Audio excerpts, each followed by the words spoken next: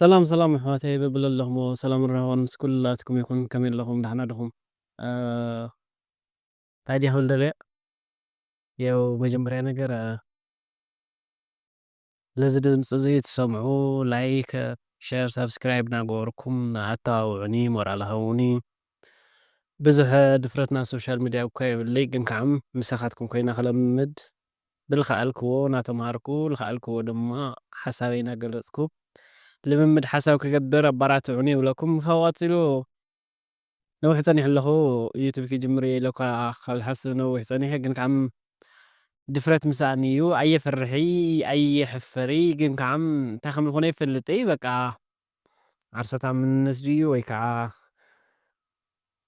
ዓርሲ ካለይ ምሳዕረ ኣይፈለጥኩ ብቻ ግን በቃ እስኪ ዝኾነ ሓሳብ ፅቡቅ እዩ ቢያንስ እቶም ናይ ባዕለይ ሓሳብ ተመሊሰ ንክሪኦም ይኹን ተመሊሰ ንከፅንዖም ኣብዚ ተፀንሑ ፅቡቅ እዩ ኢለ ይሓስብ እሞ ግን ከዓ ዝኾነ ጅምር ከብል ከለኹ ወይ ካሜራ ሒዘ ወይ ከዓ ቮይስ ክገብር ከለኹ ዝኾነ በቃ ወይ ስኢሉ ዝኾነ ሕፍረት ወይ ከዓ ዝኾነ ስግኣት ይስመዐኒ እሞ ክሳዕ ዘሎሙዕንቲ ጀመርኩ። ካብ ድሕሪ እዚ ግን ሳዕቢ ይሃለይ ይሃልይ ብዘየገድስ ዝመሰለካ ሓሳብ ኣብ ዝመሰለካ ፋይል ኮይኑ ልፅባሒቱ ለካ እዚ ኢለ ይብል ነይረ እየ ንዓርሰይስ እዚ እዩ ዝጠቕመኒ ኢልካ ዓርስኻ ንክተመሓይሽ ዓርስኻ ብስርዓት ንክትቀርፅ ዓርስኻ ብስርዓተ እግዚኣብሄር ንክትመርሕ ዓርስኻ ምስ ትማል ኣመዛዚምካ ንሎሚ ህንፀት ነፍስኻ ንክትፈልጥ ብጣዕሚ ስለ ዝሕግዝ ያው ቀስ እናበልኩ ዩቲብ ከዕቢ ይደሊ እየ እሞ ብዝተኻእለ መጠን ኣተባብዑኒ ይብለኩም። ቀፂሉ ኣብዚ ሶሻል ሚድያ ብጣዕሚ ሓዳሽ ዝኾነት ኣውረሮም ዝበሃል ወይ ከዓ ባእድ ኣምልኾ ዝበሃል ሰይጣናዊ ኣተሓሳስባ ወይ ከዓ ሰይጣናዊ ፍርሒ ወይ ከዓ ስጋዊ ፍርሒ ብዝተባሃለ ብተለምዶ ኣብ ከባቢና ያው እንደይ ኣነ ህዝቢ ክርስቲያን ኮይኑ ወይ ከዓ ትግራዋይ ኮይኑ ባእድ ኣምልኾ ለየምልኽ ኣለ ኢለ ይኣምን እየ ካህኑ ማንም ሰው ባእድ ኣምልኾ ለየምልኽ ኣለ ኢለ ኣይኣምን እየ ምክንያቱ ካህን ኮይኑ ናብ ቀልዓ መፅሓፍ ከይልኸድ ካህን ኮይኑ ስኢሉ ባህላዊ እንትናት ዝኣምን ካህን ኮይኑ ስኢሎም ባህላዊ ልምድታትና ባእዳዊ ልምድታት ተፅዒኑ ንካሊእ ሰብ እናምሃረ ንካሊእ ሰብ እናሓበረ ዜጋታት ዘጥፍእ ኣብ ትግራይ ብጣዕሚ ተስፋሕፊሑ ካብ ዝነብር ዝመፀ ይልኸድ ዘሎ ባህሪ እዩ። ናብ ኣጋጣሚ ኮይኑ ሓድሽ ነገር ኮይኑናስ ኩልና በቃ በዓልቲ ናፍቱ እሱ ዝተዘፈቕናስ ዋይ በስመ ኣብ ወወልድ ወመንፈስ ቅዱስ ግን ካብ ማእዚና ክንወፅእ ግን ከዘው ዝኒአሉ ስዕሪ ትምህርቲ መቸም ሓደ ነገር ብፍሉጦ ጥራይካ ስዒርካ ክትወፅእ ትኽእል እምበይ ስለዘይደለኻዮ ወይ ከዓ ስለትፀልኦ ክትወፅእ ኣይትኽእል የግዲ ልትለይ ትደልዮ ነገር ፍፁም ዝኾነ ፍልጦና ፍፁም ዝኾነ ትብዓት ሒዝካ ኢኻ ክትወፅእ ትኽእል እምበይ ኖ ኣነ ኣይደልዮ ወይ ከዓ ኣነ ይኹንኩ ኢና በልካ ብለይተደለየ ወይ ከዓ ብለይስኻ ብለይትፈልጦ ኣፍቱ ኩነታት እሱ ተዘፊቕካ ክትነብር ትኽእል ኢኻ ንኣብነት ባእድ ኣምልኾ ዝበዝሕ ሰብና ዝፈልጦ ይመስለኒ ወይ ከዓ ባእድ ኣምልኾ ተተዊሉሲ ዝኾነ ምስ ጣዖት ናይ ቀደም ኣምልኾ ዓርሱ ዝኸኣለ በቃ ስኢሉ ሃይማኖታዊ ትሕዝቶ እምበይ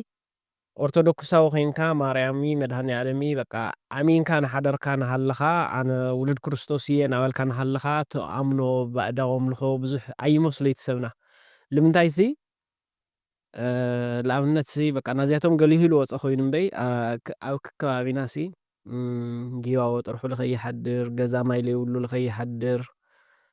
ብርግፅ ብነብሱ ጊባቦ ጥርሑ ክሓድር የብሉ ቆልዓ ክጠምየካ ይኽእል ዝኾነ ነገር ከጋጥመካ ይኽእል እዚ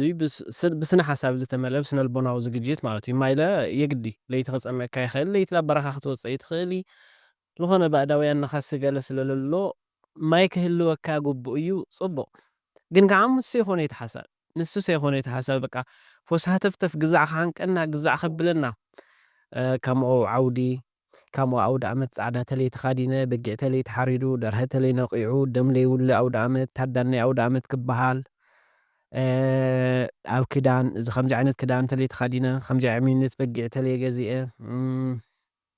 ማለት እቶም ባእድ ኣምልኾ ዝበሃሉሲ ማሕበረሰብና ኣርቂቑ ዝፈልጦም ይመስለኒ በቃ ካብ ኣከዳድናካ ኣትሒዙ ካብ ኣበላልዓካ ኣትሒዙ ካብ ዘለካ ስጋዊ ኣረኣእያ ኩሎም እቶም ዓይንና መውዘኒ ንመዝኖም ነገራት ማለት ሓደ ሰብ ሕማቕ ወይ ጥዑይ ንክትብልሲ ዝኾነ ክርስቶሳዊ ኣተሓሳስባ ተሓሲብካ ንዝኾነ ሰብ ዝኾነ መለክዒ ክትህብ ኣይትኽእል ፍጡር እግዚኣብሄር ክስካዕ ዝኾነ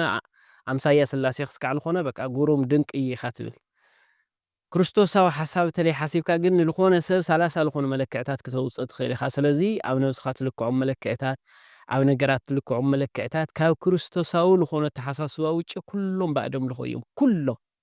ግን ንሕና ገሊሁ ልመጽእ ልስግዳን ልእንትን ለየውቅዐና ክስካዕ ልኾነ ባእዶም ልኾ ይመስለና እዩ። ኣብ ወሰን ገረብ ከይትድቅስ መን ገዛ ገረብና ማለት ኣብ ስዑድ ንነብር ደቂ ሰዋስን ንፈልጦም ልኾንና ኣብ ከመይ ዝበለ በረኻ ኣብ እግሪ ዔረብ፣ እግሪ ጭዓ፣ ኣብ እግሪ ገረብ፣ ኣብ እግሪ ሃው ዝበለ በረኻ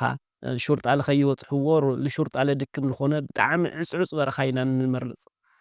ንምንታይ ሹርጣ ከይበጽሕዎ ብልብል ማለት እዩ። ካሊእ ዓይነት ባእዳዊ ነገር ክመጸና ኢልና ይንሓስብ እዩ በቃ ንሰባት ፈሪሕናስ ላፍቱ ብዓድና ባእድ ኢልና ነምልኾ ንፈርሖም ነገራት ግን ብጣዕሚ ርሒቕናና በቃ ልብና ኣሚኑልና በቃ ሕጉስ ኢልና በቃ ርሕቕ ዝበለ እንተኾይኑስ ሕጉስ ኢልና ንድቅስና ባእዶም ልኾ ኩሉ ክርስትያን ተጻናዊትዎ ልነብር ኣብ ውሽጢ ኣተሓሳስባና ኣብ ከባቢና ኣብ ባህልና ተሰግሲጉ ልነብር ኢና ንምንታይ ይደኒቑና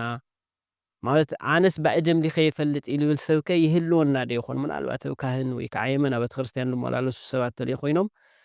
ማሕበረሰባዊ ባህሊ ትግራይ የኽብር እየ ልብል ሰብ ባእድ ከየምለኽኩ ባህሊ ትግራይ የኽብር እየ ልብል ሰብ ከ ይህሊ ዶ? ንምንታይ ሓድሽ ነገር ኮይኑና? እና ኣነ እንደይ ነበረ እዩ ብዙሕ ብልተፈለየ መልክዑና እዚኣቶም ገዲድ ኢሉ እንተኾይኑ እምበይ ኣብ ኩሉ ህዝቢ ክርስትያን ኢለ እሞ ንመለስ እዩ ዶ ካብዚ ቁጥዕ እዚ ተደሓናስ ንመለስ እዩ ዶ ኢና ክንብል ዘለና እምበይ ምንም ዝተፈጠረ ሓድሽ ነገር የለ ይባሃላ እየ።